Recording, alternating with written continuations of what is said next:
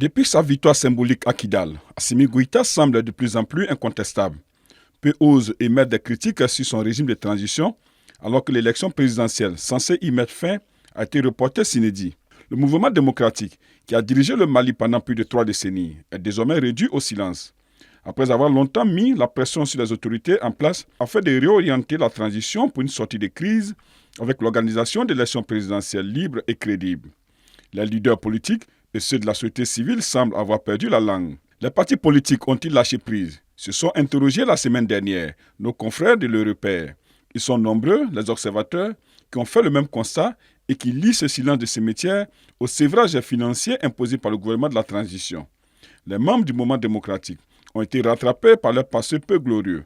Ils sont directement ou indirectement impliqués dans des affaires qui ont porté atteinte au bon fonctionnement de l'État. La lutte contre la corruption, menée par la transition, a également contribué à réduire au silence les démocrates.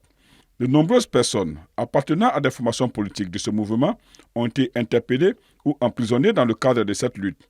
Pour de nombreux observateurs, la conjoncture financière y est pour quelque chose, car beaucoup ont été nommés par le président de la transition au sein des institutions du pays. Le premier à réagir suite à cette décision est Moussa Mara, le président d'honneur du parti Yelema, qui préconise le dialogue entre les pays de l'AES et la CEDEAO pour aplanir les divergences de points de vue. Lors de la présentation de vœux à la presse, hier mardi 30 janvier, Abdel Karim Konaté, président par intérim de l'ADEMA-PAJ, s'est prononcé de façon voilée sur la question. Selon le président intérimaire du parti ADEMA, pour relever les défis sécuritaires auxquels le Sahel est confronté, il invite les organisations sous-régionales, internationales et les autorités des pays de l'Alliance des États du Sahel à renouer le dialogue sur la base des seuls intérêts des populations de la sous-région. Les hommes politiques et ceux de la société civile brillent par le silence assourdissant face à cette décision majeure du gouvernement. En tout cas, leurs réactions sont attendues par les Maliens, ne serait-ce que pour saluer ou condamner la décision.